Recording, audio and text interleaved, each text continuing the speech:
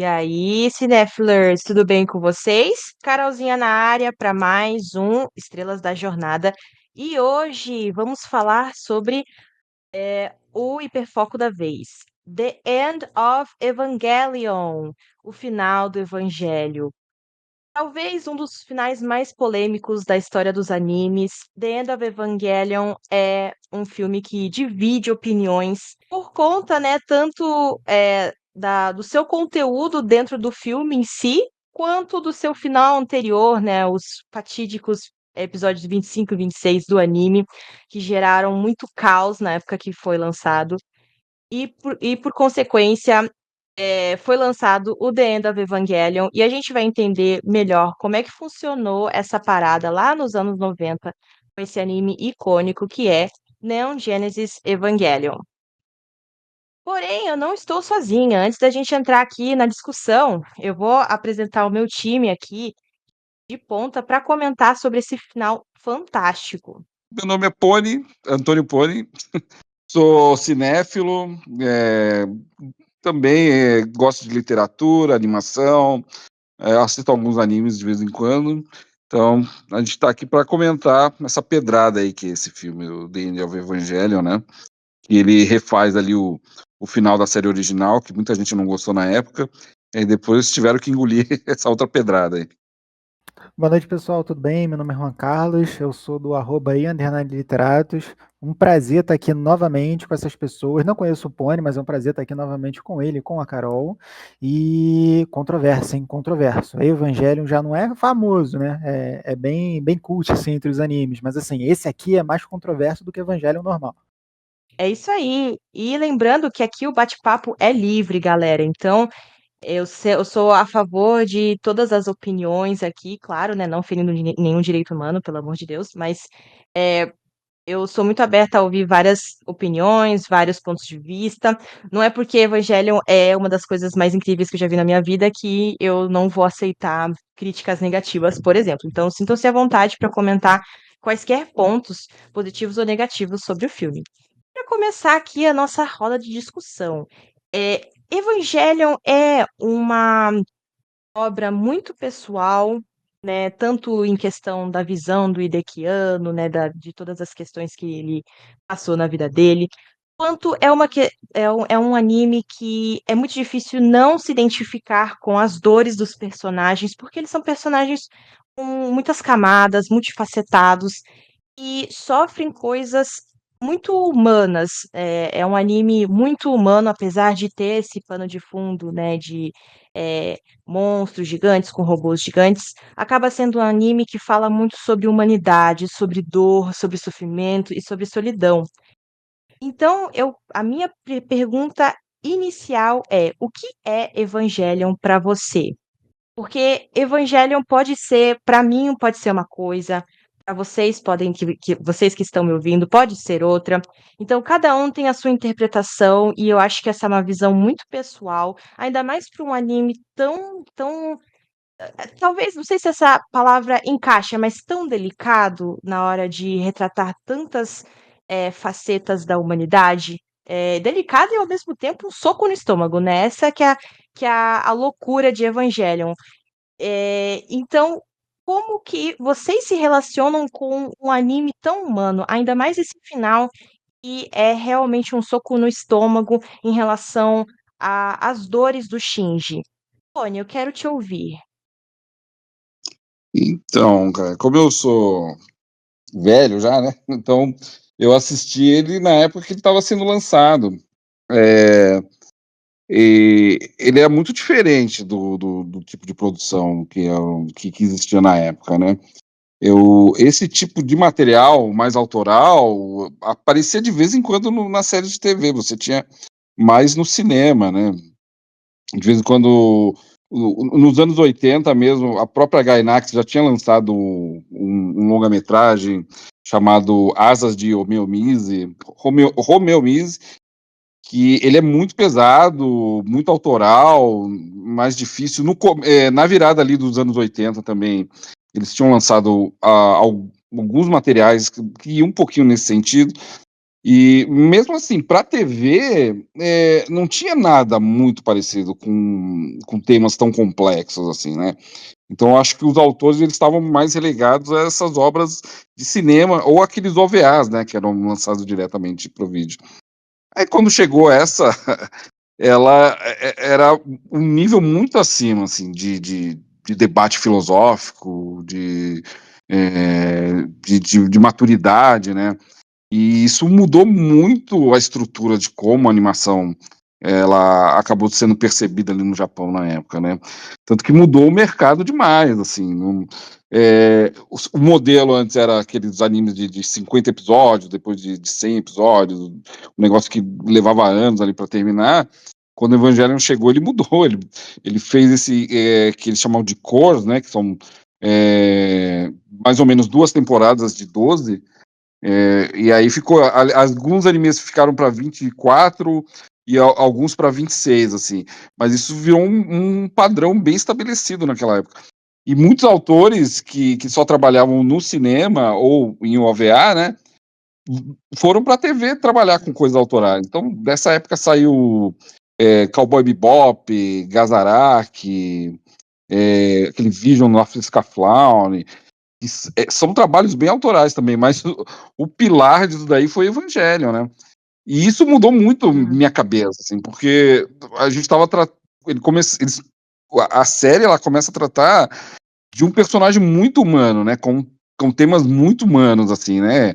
E fragilidades que a gente não está acostumado numa série principalmente uma série de robô, né? Que ela vem ali daquela tradição dos anos 70, dos super robôs, que enfrenta monstro e tal. E até nisso ele vai na contramão, né? Porque ele começa com essa ideia do super robô ali enfrentando, que na verdade nem são robôs de verdade, né? E no meio ali da série ele vai mudando completamente, ele vai pegando uma coisa mais psicológica. E como a Carol falou, com coisas que todo mundo consegue se identificar, né? Com depressão, com algum tipo de problema de relacionamento com algum familiar ali, ou com outras pessoas, assim. Todo mundo, em algum momento dessa vida, passou por isso, né? E você nunca via isso sendo retratado em animes, né? Então nossa, isso mexeu muito comigo na época, né? E eu fui acompanhando ao longo dos anos, porque ainda teve os mangás, teve. O mangá eu não gosto tanto, mas eu acho interessante ali a forma como ele foi feito, né? E muito tempo depois saiu essas novas continuações. Aí teve o filme também que é, ele mexeu muito com a minha cabeça na época, né? E revendo hoje ainda mexe. Tem alguns trechos ali que ainda mexe muito comigo. Porque a partir do momento que eu vejo alguma cena assim, eu já lembro do momento que eu vi aí a primeira vez, né? Então aquilo me traz uma sensação muito forte ainda, né? Falei demais. Não, falou perfeito. E eu não sei você, Cone, mas eu acho que dá uma sensação de, sei lá, de você querer esquecer só pra poder ter o prazer de reassistir de novo. Não sei, você sente isso? Eu sinto um pouco isso. Um pouquinho. Eu vi muito a série original muitas vezes. Hoje em dia a gente tem muito material para ver e aí a gente acaba assistindo menos vezes as coisas que a gente gosta. Mas na época eu via em VHS, então eu via, revia, sabia vários detalhes. O The End of Evangelho eu vi trocentas vezes. Aí chegou uma época que eu falei, putz, eu preciso parar de ver, assim, porque tu começa a ficar enjoado, assim. Isso acontece com outras obras também. Com essa, assim, tu acaba ficando meio empapuçado, assim, com esse tipo de material, né? Então, eu fiquei muitos anos sem assistir pra tentar resgatar um pouquinho aquela sensação, aquele gostinho lá de quando... O The End of Evangelion mesmo, a última vez que eu vi, acho que tem uns 4 ou 5 anos. Já tem um tempinho, assim, sabe? Então, mas aí tem muita coisa hoje, quando eu tava revendo ali, que me puxa muito, assim, pelo coração mesmo, assim, porque é um filme muito forte. Gente, Evangelion pra mim é niilismo, é sofrimento. Eu não sei se foi a época da vida que eu tava, né? Talvez tenha sido o anime que me mostrou o que era o niilismo de alguma forma. Mas assim, eu não consigo pensar em coisas tão empolgantes quanto o Pony, né? Falando, já que ele viveu essa trajetória, eu consigo pensar em muitas reflexões interiorizadas, né, enquanto assistia, muita coisa assim sobre existencialismo, né, o niilismo mesmo se trata, né, sobre negar ou questionar o valor e o sentido da vida, da verdade, de existir, etc. Então, assim, para mim, Evangelion é uma experiência que eu tenho que degustar, porque só consumir não é suficiente. E para mim, Evangelion é assim, eu não sei explicar em poucas palavras o que esse anime significa para mim, mas assim, falando um pouco sobre como que eu conheci Evangelion, eu vou ser bem geração Z, que na verdade eu meu primeiro contato com essa, como é que eu posso dizer, esse estilo mecha foi através de Círculo de Fogo, tá? E aí, quando eu soube das influências de Evangelion, eu falei, putz, eu amo Círculo de Fogo. Vou assistir Evangelion. E aí eu não sabia que se tornaria a maior desgraça da minha vida, porque eu amo esse anime de paixão. Eu acho que é o que eu falo. Existe uma Carol antes de Evangelion e uma Carol depois de Evangelion, porque esse anime transformou a minha vida. Eu acho que Evangelion é muito sobre solidão, e faço das as palavras do Juan as minhas, talvez pela época que eu tenha assistido, né? Eu assisti ali na época da pandemia, mais ou menos, que foi quando entrou na Netflix, e também muito por influências de amigos, assim, né? É, peguei pra assistir e não sei, eu acho que pela sensação do isolamento, né, na época da pandemia e também pela época que eu estava passando, eu estava longe da minha família e tal, eu acho que eu peguei muito pra mim as sensações que o anime me causou de tristeza, de niilismo, né, de filosofia, de existencialismo, né, de você pensar é, a forma como você se relaciona com as pessoas, né? E acho que a gente vai falar um pouco mais sobre os personagens, mas uma personagem que me pega muito é a Asuka, porque acho que como o anime me passa uma sensação muito de solidão, eu acho que o fato dos personagens não terem uma família, né, foi uma coisa que me pegou muito, porque na época o que me fez, né, passar por toda a questão do isolamento e solidão que a pandemia causou para várias pessoas, foi justamente ficar com a minha família. Então, eu acho que eu relacionei muito com a fase que eu estava passando na época. Então, acho que realmente amplificou muito os sentimentos. Então, eu tenho uma relação meio íntima com Evangelion, né? Por isso que eu acho que é um anime que acaba ultrapassando é, o, entre aspas, o normal que um anime, uma série, um filme acaba causando com uma pessoa. Realmente foi uma sensação muito íntima que eu tive na minha experiência. E, e assim, o The End, falando propriamente do filme, é total essa sensação de isolamento, de abandono. E é maluco, né? É um filme que te causa tantas sensações ruins de angústia, mas ao mesmo tempo é uma coisa tão incrível que, sei lá, te marca de uma forma que você simplesmente não consegue mais desgrudar isso de você. Realmente existiu uma eu antes de Evangelho e agora existe uma eu depois de Evangelho. E é por isso que eu falo, é a minha maior desgraça, porque acaba com com o meu psicológico total, porém eu não consigo parar de amar. Não, não, é porque tu falou de como tu se identifica, né? Então aí tu comentou que tem essa questão da época do isolamento, e aí foi a forma como tu se relacionou com a série, né? Fazendo esse paralelo. E comigo foi mais a relação que eu tinha com meu pai na época ali, né? Como eu Hum, não tinha uma relação muito boa, e ela continuou ruim muitos anos. Hoje em dia eu me dou bem com ele, até porque eu moro muito longe dele, né? Mas Mas eu me via muito naquilo, né? Então eu saí cedo de casa também e fui morar longe, e aquilo me causava muita angústia também.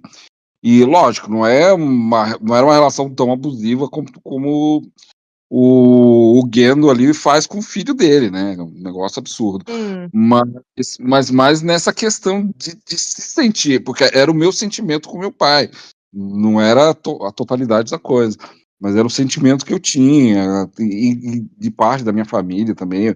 Mas eu era muito novo também para entender direito esse sentimento, né? uhum.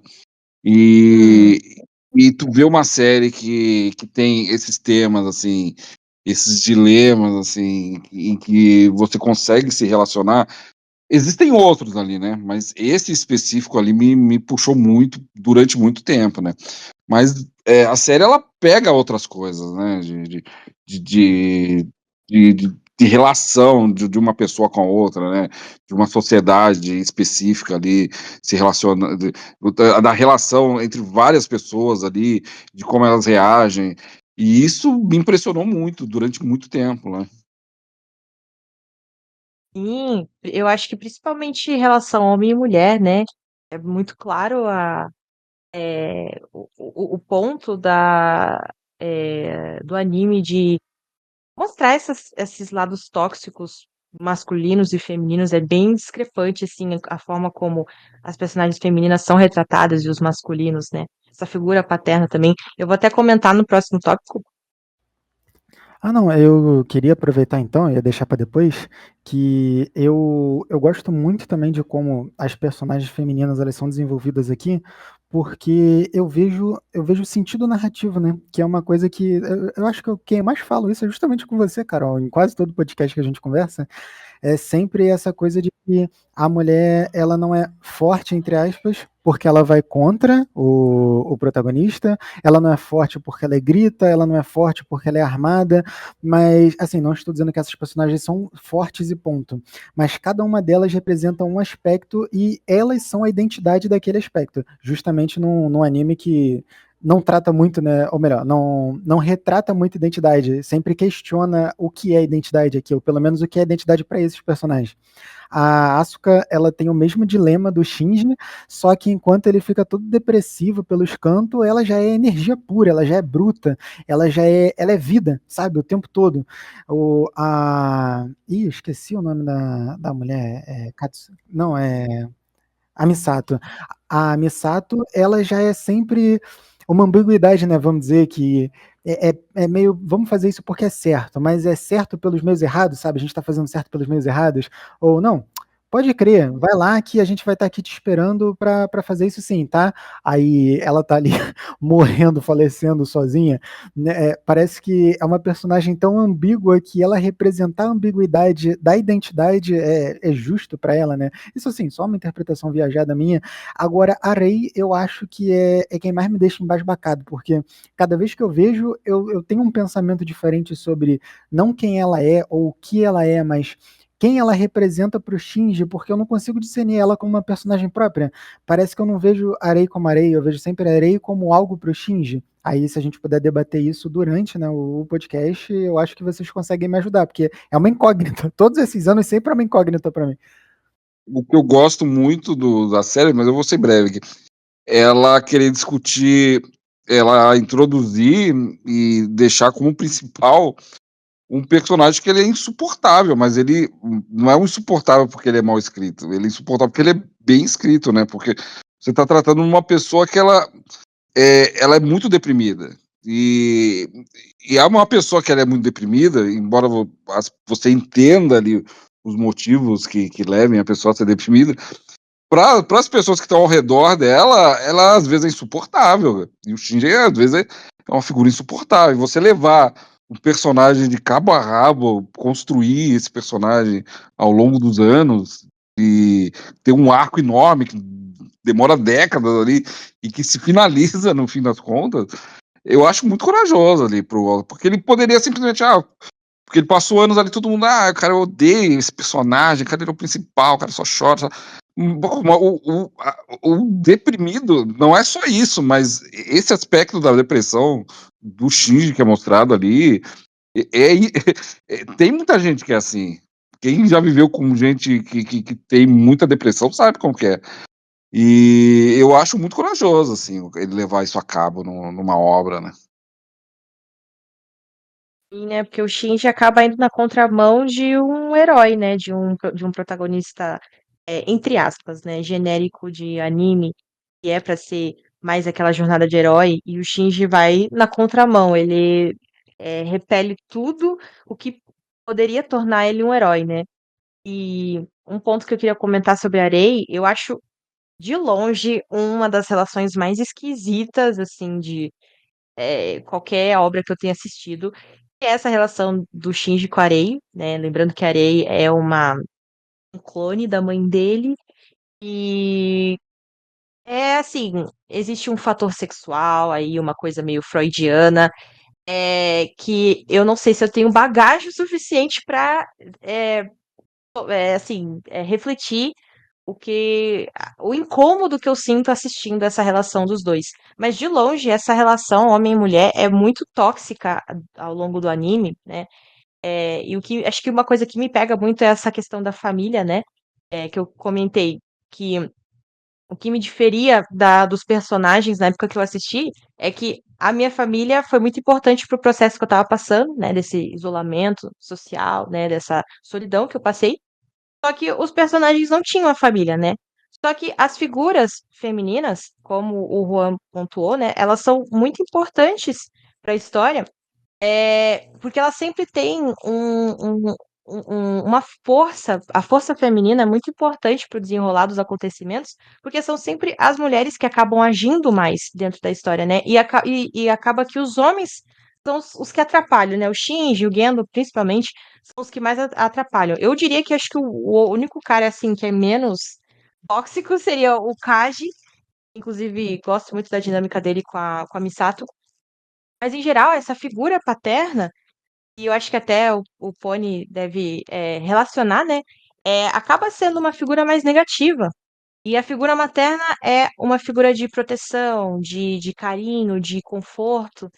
E eu acho que isso fica muito nítido quando o Shinji passa pela instrumentalidade humana, né? E ele se vê encarando esse sentimento de abandono, de rejeição, é, a saudade da mãe, rejeição do pai. E as figuras masculinas são muito perversas, acabam criando uma certa desfiguração da visão até de sexualidade principalmente do Shinji, né? Mas também da Asuka.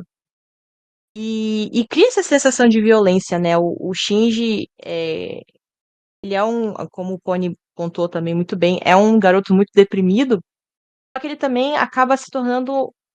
Acho que ele acaba reverberando essa violência que o Gendo tem contra as mulheres. Porque o Gendo é um cara muito misógino, e é muito nítido que depois da Yui, ele até a própria Yui, né? Ele constantemente usa as mulheres a favor do que ele quer fazer, né? Eu acho que vai até entrar nesse segundo ponto que eu quero falar sobre a instrumentalidade humana. Que o Gendo, ele via a instrumentalidade humana de um jeito muito egoísta, e isso se reflete como ele usava mulheres geniais, né? A Yui era genial, a mãe da Hitsuko era genial, a própria Hitsuko, a Misato. Ele foi usando essas mulheres a favor dele para ele conseguir o objetivo dele, né? Que é da instrumentalidade humana. Só que ele queria muito por uma questão egoísta, porque ele era um cara que se odiava, né? Então a gente reclama do Shinji, mas o Shinji acaba refletindo tudo que o pai dele era, né? Só que o Shinji de certa forma, ele tentava buscar ajuda. Só que nessa busca por ajuda, ele acabava se soltando de todas as responsabilidades dele. E o Gendo, eu acho que era o oposto. Ele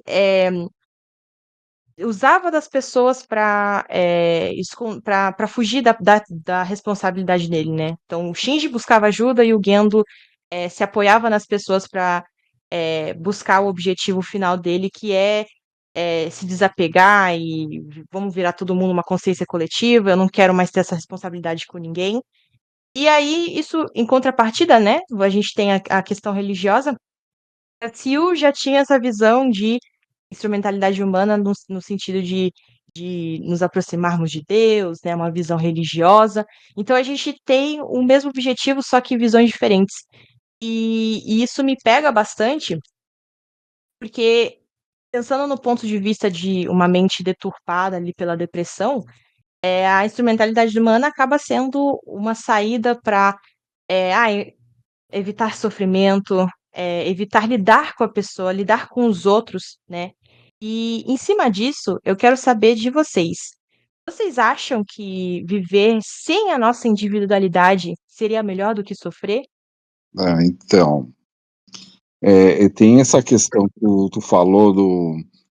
O Gendo, ele é obcecado na ex-mulher, né? Então ele tá ali para fazer qualquer coisa para reencontrar ela, inclusive manipular o próprio filho.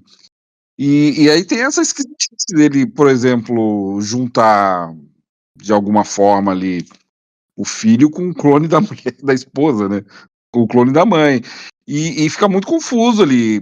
Tem uma coisa ali que da psicanálise se resolve, mas ali é muito estranho, porque ele vai ter uma certa relação ali com a Ray, e ele não sabe o que é, mas ele sente alguma coisa ali, ele não sabe se é atração ou se é só uma lembrança da mãe ali, né? Aí, e aí fica muito confuso na cabeça dele. Eu acho isso muito pesado ali, né, na série. Isso é muito, muito, muito confuso ali. E é confuso pro público e pro personagem, é um negócio ali muito doido. Aí tem um episódio que a Ray tá ali torcendo um pano e ele lembra da mãe, porque é como a mãe fazia, né? E ele é um negócio super do inconsciente dele ali. Ele fala, pô, isso aí me lembrou minha mãe, né? E aí ela fica envergonhada, porque ela também tem essas lembranças, assim, é muito doido, né? Agora tu fez a pergunta sobre a individualidade, né? Ah, eu acho que eu vou no caminho do filme ali, né? Porque ele entende ali no final que é sofrido, né? Muito difícil, você tem que lidar com essas verdades, com esses sofrimentos, mas é melhor sofrer e tentar lidar com isso do que simplesmente fugir, né? E não querer lidar com isso, né? Não querer viver a realidade, né? Porque, como se você, até no mundo real, se você não lida com a realidade, uma hora aquilo ali passa por cima de você. Aí você tem que fazer terapia para lidar com todos esses problemas, né? Lógico, na ficção você cria esses artifícios assim narrativos para contar a mesma história, né? E eu acho que o filme ele vai nesse último filme esse que a gente acabou de ver, ele vai nesse sentido, né? Tem toda essa jornada de sofrimento ali no final ele escolheu, olha, é uma merda, péssimo, um lixo, mas eu prefiro passar por isso do que não passar, né? Para mim é o melhor. E assim, para mim eu vou também nessa linha de pensamento. Da hora. Antes de passar para o Juan, eu só queria fazer um leve comentário de uma coisa muito aleatória que eu lembrei. Vira e mexe, né? Meu pai gosta de assistir Star Trek. E eu não vou lembrar o nome da série, acho que é Star Trek Discovery, não lembro. Mas tem uma. Ai, perdão, Trekkers, eu não sou muito conhecedora de Star Trek. Mas tem uma personagem que chama, acho que é 7 de 8, e ela é de uma raça que faz parte de uma coletividade. E aí, um episódio fatídico que eu assisti muito aleatoriamente com meu pai, eu achei muito interessante que ela faz parte de uma coletividade, só que ela sai, né? Pelo que eu entendi ali na lore da série. E quando ela sai, ela fica meio que doente. E ela começa a questionar muito sobre a individualidade dela, né? Como que ela se vê como um indivíduo. E nisso entra essas questões que o Pony comentou, de meio que, meu, você precisa fazer terapia. Ela começa a questionar sobre o que acontece, como ela seria lembrada, já que ela vem de uma raça de coletividade, né? E ela tá se vendo como um indivíduo, como que ela seria lembrada, se ela seria lembrada, se, tipo, o que acontece quando ela morre, se ela teria uma alma, se as pessoas se lembrariam dela. E eu acho muito interessante, porque, nossa, lembrei disso aleatoriamente, porque eu acho que casa um pouco com essa questão da instrumentalidade humana, né? Tipo, você se livraria de muitas questões, mas, cara, a que custo, né? Sei lá, eu acho que a que custo você perderia, né, o seu campo a ter, quem torna você quem você em troca de você se livrar de responsabilidades, de sofrimento, de questões humanas, né, do que te torna humano. E, enfim, sei lá, um ponto aqui muito aleatório. Perdão, trackers, eu não vou lembrar aqui a raça da moça, mas, sei lá, me lembrei disso aleatoriamente. Então, por acaso tem um tracker aqui. Na verdade, ela é a Nossa, 7 de verdade, 9. nossa, Pony. Ô, Pony, Rua, perdão, viu? Eu sou totalmente leiga, viu? Só que o Luan já vai falar, é a 7-9, né? Ela é a 7 de Ah, 9, ela é sete da nove. Voyager. Eu lembrava que Voyager, olha, pra vocês verem como eu sou super tracker. Eu Ela lembrava que era volta um na número. série do Picard também, na série nova do Ela Picard. aparece no Picard também. Inclusive, é muito engraçado essa questão do arco dela, né? Ela entra como uma ex-Borg, mas assim, totalmente Borg. desinteressante o que acontece com ela. Ao longo das coisas, né, como o público se interessa pela personagem, ela deixa de ser o exemplo feminino a ser sexualizado para ser uma personagem super desenvolvida, assim, top personagens favoritos da série, e não só foi importante para o próprio Picard, que também foi assimilado pelos Borgs, numa treta toda, enfim, os Borgs que são essa raça de onisciência, uma consciência só, e quando ela volta futuramente, os dois têm a mesma experiência, só que digamos que é reversa, porque ela foi assimilada quando era uma criança, não lembro se ela tinha 8, 10 anos, um negócio assim, e ele tem que fazer uma escolha de se tornar, né, de ser assimilado pelos Borgs para salvar a nave e, por consequência, os membros da tripulação. Ela vira até capitã nessa época, e o Picard depois, né, futuramente, quando ele encontra com ela, eles acabam tendo 2 linhas de diálogo sobre isso na série do Picard mesmo, e ele foi assimilado depois de velho, e ele viu benefícios, mas sempre a favor da individualidade, né, claro, e ela já tem que aprender o que é ser individual depois de tantos anos fazendo parte do coletivo. Cara, assim, é uma jornada sensacional. Fiquei surpreso de você citar aqui. Nossa, aí o pior é que eu lembrei aleatoriamente, porque acaba casando, né? Faz sentido. Sim, faz bastante. E, como eu disse, né, uma das personagens, mais uma personagem feminina forte, colocada como estereótipo e que quebra totalmente o estereótipo quando ela é bem desenvolvida. A função narrativa dela era só ser um personagem bonito, sexualizado em série, mas como ela foi planejada, não planejada para isso, né? Mas ela já tinha um passado quando resolvem desenvolver a mais, porque os fãs gostaram dela, você tem uma história assim surreal de boa, lembrada até hoje. Eu até esqueci qual era a pergunta, me distraí. Ah, não, mas quando no Star Trek a gente se anima, né? Não, me anima. Inclusive, né, a Carol falou que ela pegou algumas coisas para rever na época da pandemia. A minha época de pandemia foi assistir todos os Star Trek, porque eu me sentia bem, né? Era a minha série de conforto, digamos assim. Eu assisti o Discovery na época que estava saindo. Aí o Discovery só tinha 2 temporadas, salvo engano. Aí eu peguei para assistir Deep Space Nine, que tinha na Netflix. Aí passou assim, Ah, é 4 maravilhoso. meses. Também. Passou 4 meses disso na Netflix, eu descobri que eles colocaram todos os Star Trek. Então eu comecei a minha maratona, que inclusive só terminou em 2022. Tá, tu viu não vou desvirtuar o podcast, mas o Strange Wars eu gosto pra caramba. Cara, também gosto. Assim, tem muitas ressalvas.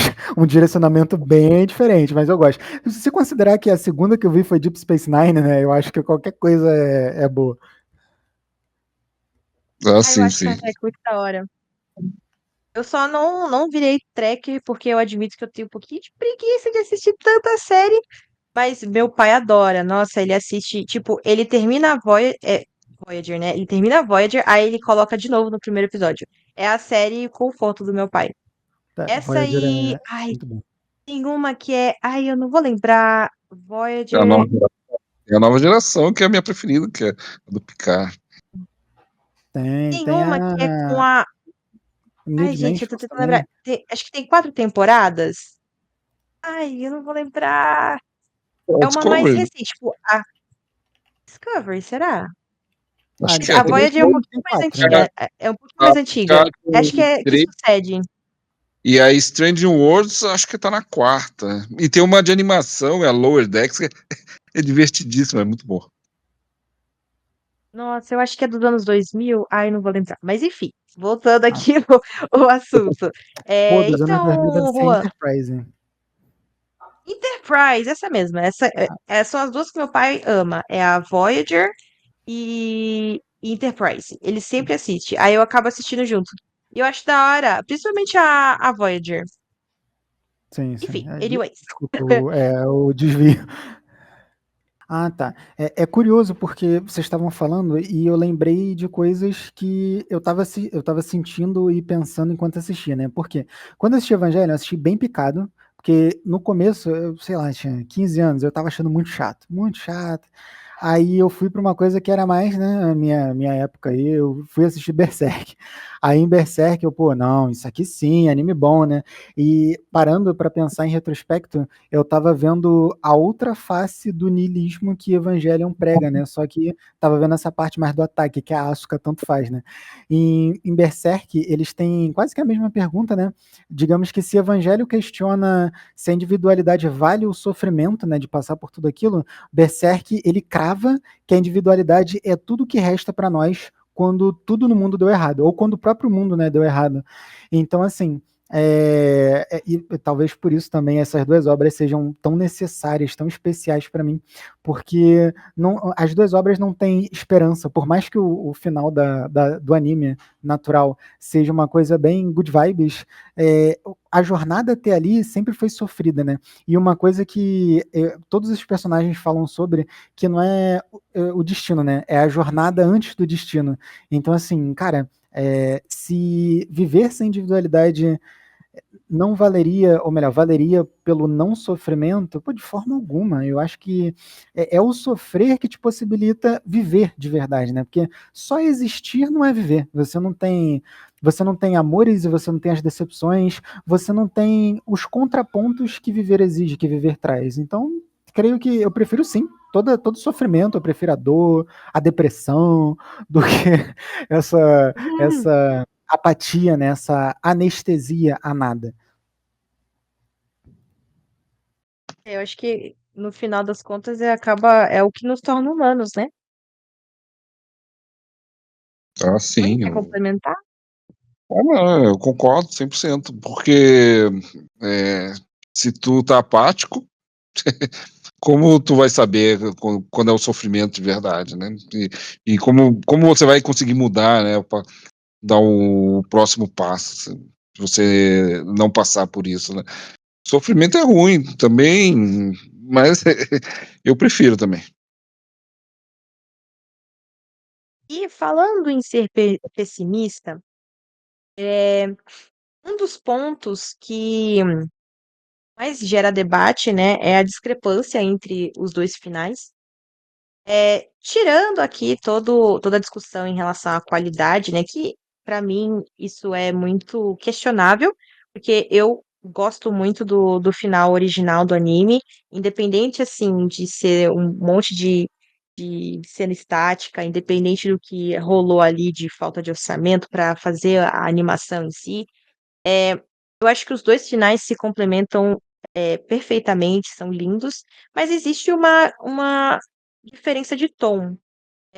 Um final ele é muito mais pessimista do que o outro, só que os dois acabam refletindo muito sobre como o Shinji acaba escolhendo, eh, ser feliz ou tentar ser feliz, buscar pela própria felicidade, o que é uma evolução muito grande do personagem, mas também mostra como, no final das contas, o destino da humanidade está nas mãos de um garoto de 14 anos, como é muito bem pontuado nos próximos filmes, né, no Rebuild. O final para vocês, vocês acabam tendo uma visão muito mais pessimista ou esperançoso? Porque fica o questionamento. É uma esperança para realmente um novo Gênesis ou é realmente o fim do evangelho, o fim do mundo para vocês?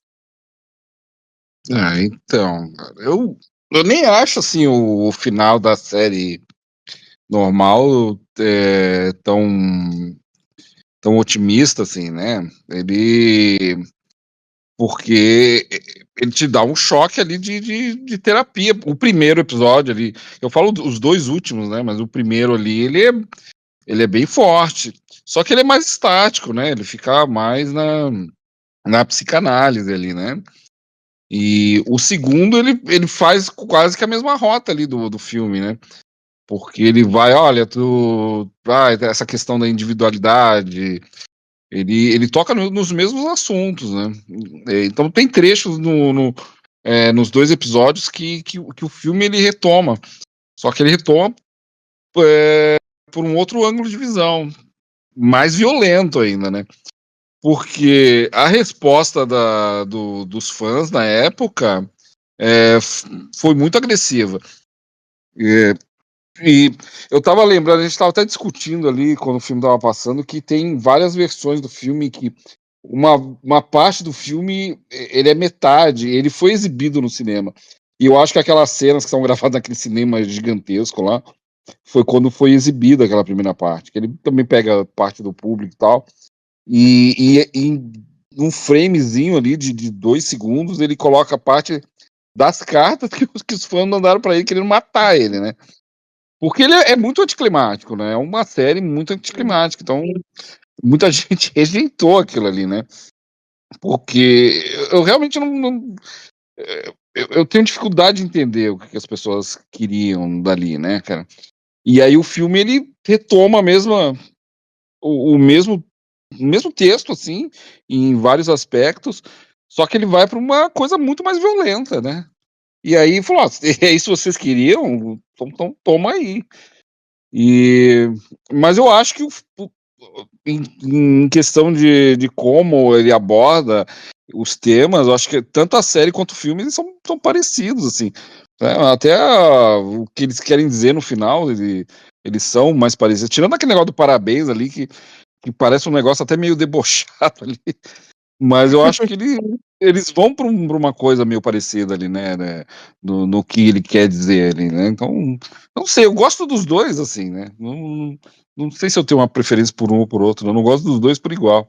Não, mas só para complementar, eu acho que tanto o da série quanto do filme, eles se completam ali, né? E ele fica meio perneta, esse aqui funciona, esse aqui não. Corta, assiste as. Eu vejo muita gente falar, assiste a série até e não assiste os dois últimos episódios, já vai pro filme.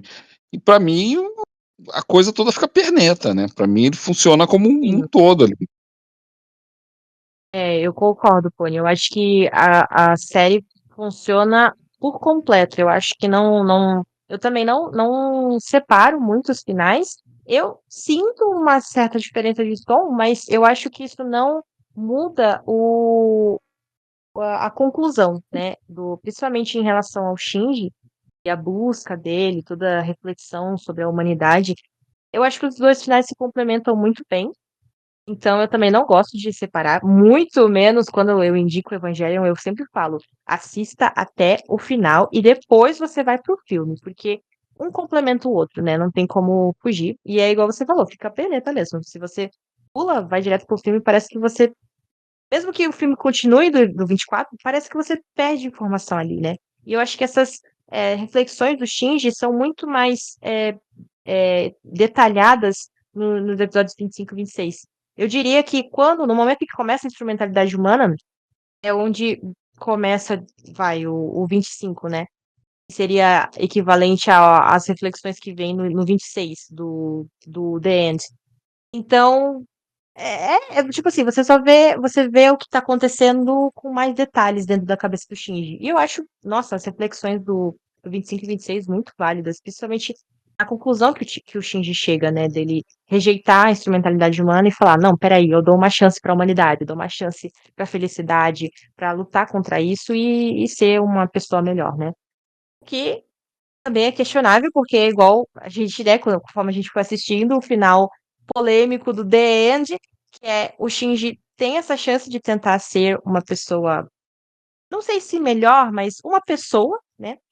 e aí ele volta e mesmo assim ele ainda tem a dificuldade de lidar com o que ele tá sentindo, e a primeira coisa que ele faz é agredir a Asuka, né? Que o The End começa com ele agredindo a Asuka e depois termina com ele agredindo a Asuka.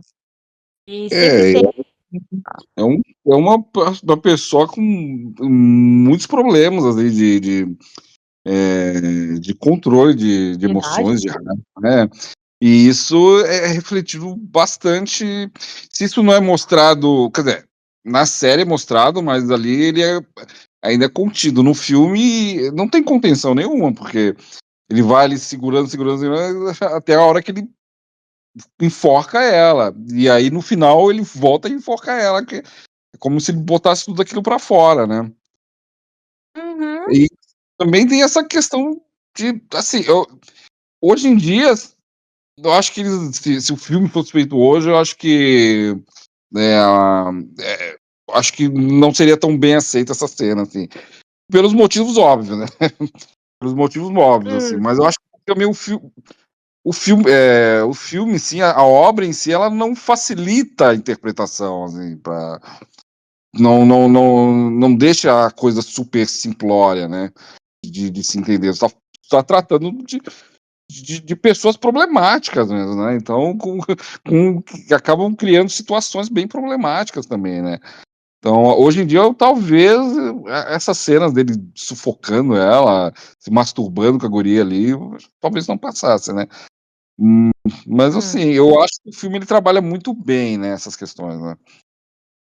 O que é uma pena, porque apesar de ser impactante, eu acho que é muito importante para você entender o quão deturpada é a mente do Shinji, né? Porque é uma coisa, tipo, eu lembro quando eu assistia, eu ficava com raiva da Asuka, falava, nossa, a Asuka é muito chata disso aqui, disso aqui, disso aqui. Mas no final das contas, a questão era que o Shinji tinha, eu acho que ele tem uma visão de masculinidade, assim, de impotência muito deturpada por conta desse problema que ele já tem com o pai, né? Então, quando ele reverbera essa,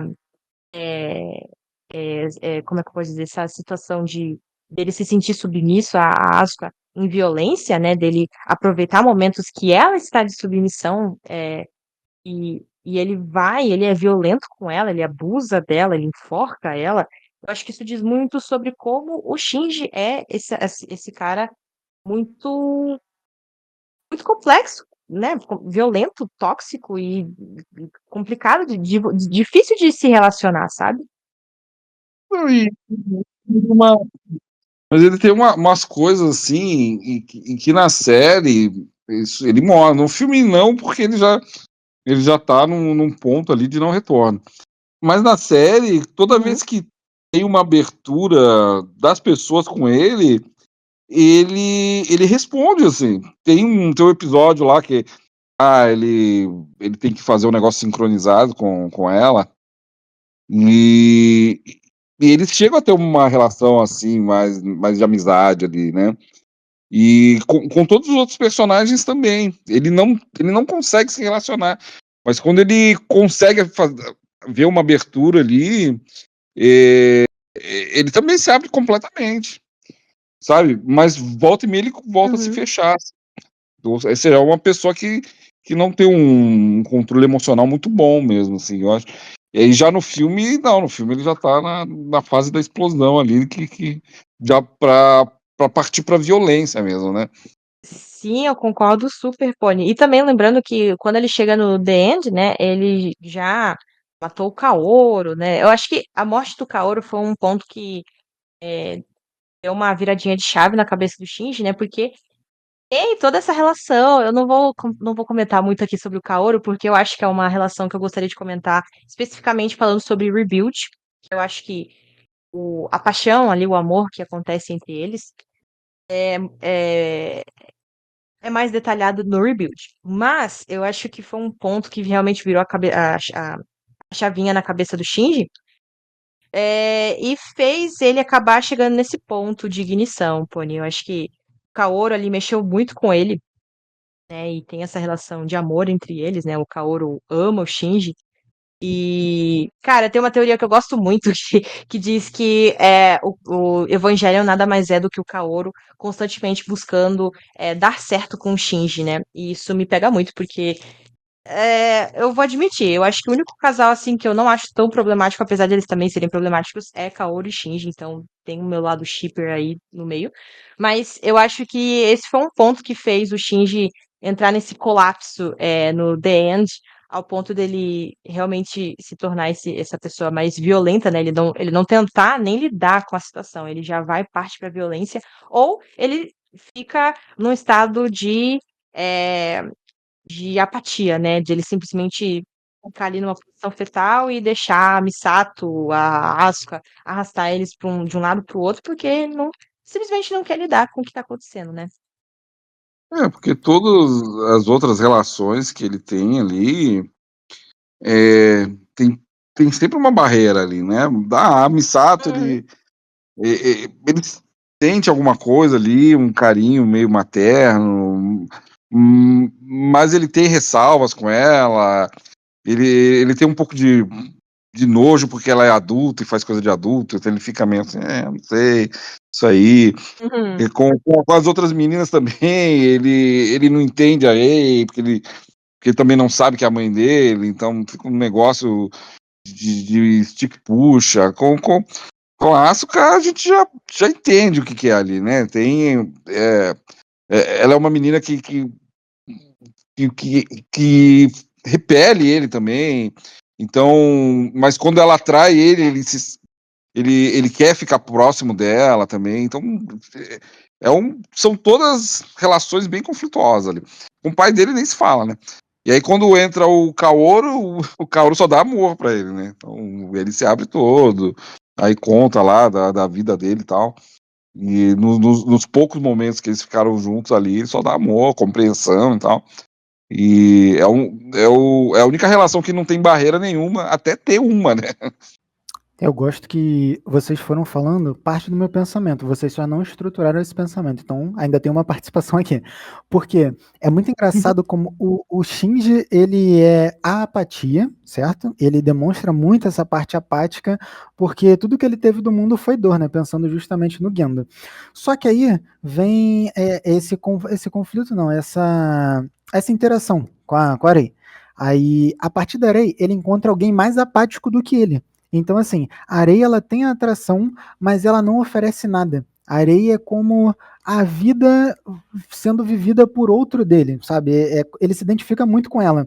Só que o contraponto da areia é justamente a Asuka. A Asuka é vida, a Asuka é força, a Asuka é ação, é fazer. Então, assim, eu acho que da mesma forma que a atração dele vem pela areia, o que é estranho, porque a mãe dele, né? Acho que a gente já falou isso, mas enfim, da mesma forma que a atração dele vem pela Rei, porque a Rei oferece o pouco que ele nunca teve, até o Kaoru, né? Eu tô excluindo ele aqui dessa equação, mas enfim, quando ele encontra a Asuka, o pouco que a Asuka oferece também é o fogo que ele precisa para sair dessa frieza apática que ele tá. Então, assim, como ele vê a Asuka muito, muito decidida, muito afrontosa, muito num espírito violento até quando tá em combate, a primeira coisa que ele oferece para Asuka é essa violência. Então, é onde vem as partes totalmente conflituosas, erradas aqui desse filme, que vocês já citaram, eu também não vou citar de novo. Mas, assim, não justificando, mas ele pega e ele replica aquilo que ele recebe, digamos assim, né? O Gendo dá a Hum. ele indiferença, de certa forma ele é indiferente ao Gendo também. A Rei oferece o conforto de não reprimir ele, então ele também não a reprime, mas ela não oferece mais nada. A Asuka o reprime completamente e aos poucos ela vai cedendo e na primeira oportunidade ele a reprime violentamente, impulsivamente, digamos assim. Ao mesmo tempo que eu acho muito bonito, a minha interpretação pelo menos, dentro dessa cena completamente errônea. Ai, Jesus Cristo, como é que eu vou justificar isso? A primeira forma de contato verdadeira em um novo mundo que ele oferece é uma paixão, é a violência, é essa violência de enforcar a Asuka. E a Asuka oferece a gentileza que ele nunca teve e que ela também nunca soube dar. Não necessariamente para ele, acho que para os outros, né? Ela só dá para a mãe dela, né? Então, quando ela Uhum. toca ele, é como se ela tivesse se permitindo abrir, ou melhor, ser mais gentil, abrir-se um pouco mais para o mundo, coisa que o próprio Shinji vai ter que fazer também. Então, quando ele para de enforcar ela, é como se ele percebesse que, caraca, o caminho não é esse, a vida não é só isso. Aqui, End of Evangelion não é aquela resolução bonita ou uma superação de um trauma. Tipo, ainda é um trauma, sabe? Mas é a chance de fazer desse trauma uma outra coisa. Isso, assim, só interpretações aqui do Careca, né? Não tem o cabelo, tem que ter interpretação, pelo menos.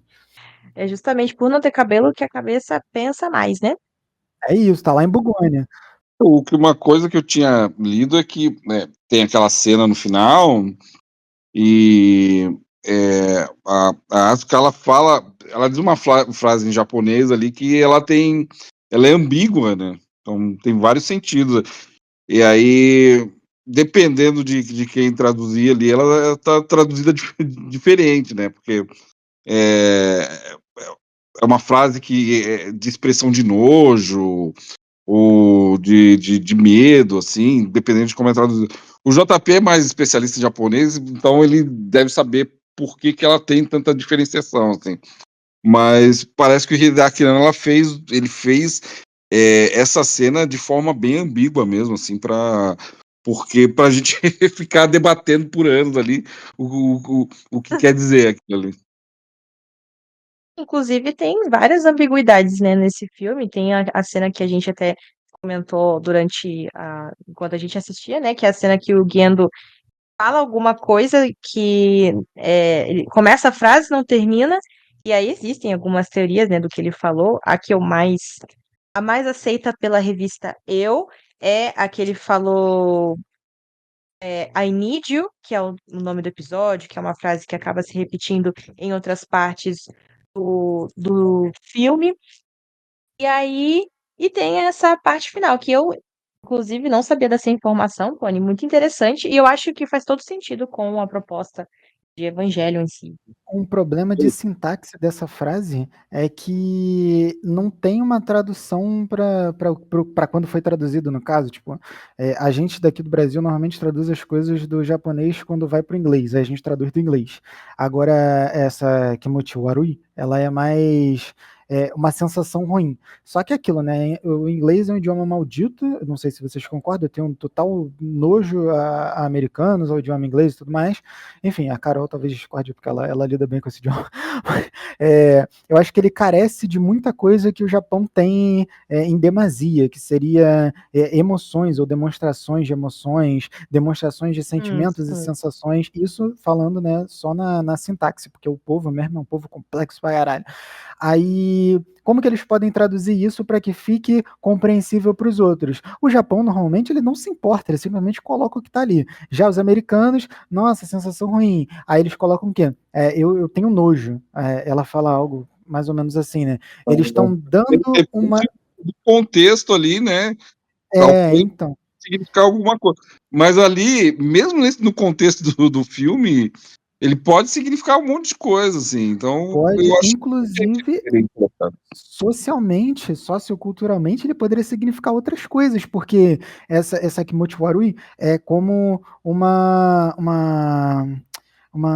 é que fala? Quando alguém declara seu amor, não é como uma repulsa, mas é como aquela ansiedade, aquele frio na barriga, que você, assim, uma pessoa se declarou para mim e eu respondo dessa forma, eu tô com um sentimento ruim. Não quer dizer que eu não amo você de volta, só quer dizer que isso não tá me fazendo bem, né? O famoso I have a bad feeling about this, né? Então, tipo, é quando ele sobrepõe uma emoção em cima do real significado, no caso, falando da tradução.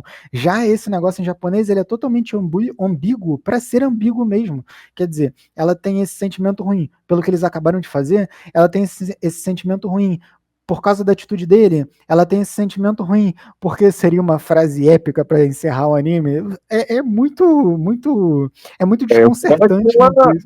Fora que ela ainda faz um carinho nele e começa. Aí tem. O que pode ser isso? Pode ser um monte de coisa, assim, né? Talvez ela entendendo o sofrimento dele, porque, querendo ou não, ela fez ele sofrer muito, o que não justifica a violência contra ela, óbvio. Sim. Mas ela entendendo o sofrimento dele, né? E aí ela passa a mão no rosto dele, tudo, tem as lágrimas, então sei lá, pode ser uma infinidade de coisas. Então, eu gostei muito que a frase, ela abre, desculpa, ela abre um leque de possibilidades. Ela não é tão simples, não é simples nem simplória, né? Bom, gente, o papo está muito bom. Eu adorei tudo que foi debatido aqui, mas estamos chegando ao fim do Evangelion. Galera, você que está me escutando, seja pelo YouTube, seja pelo Spotify, eu espero que vocês tenham gostado do nosso debate, de tudo que a gente falou aqui. Por favor, deixa aí a sua opinião, a sua visão. O que é Evangelion para você? Você já assistiu esse anime? O que você achou? Você acompanha? Conheço muita gente que tem um. Eu acho que Evangelho é bem 880, né? Porque eu conheço gente que ou ama Evangelho ou odeia. Eu nunca conheci uma pessoa que fala, acho legalzinho. Acho que é um ou abrace ou largue, né? Então é um anime, assim, muito de extremos. E eu quero saber de vocês, gente. Coloquem aí nos comentários o que vocês acham desse anime maravilhoso.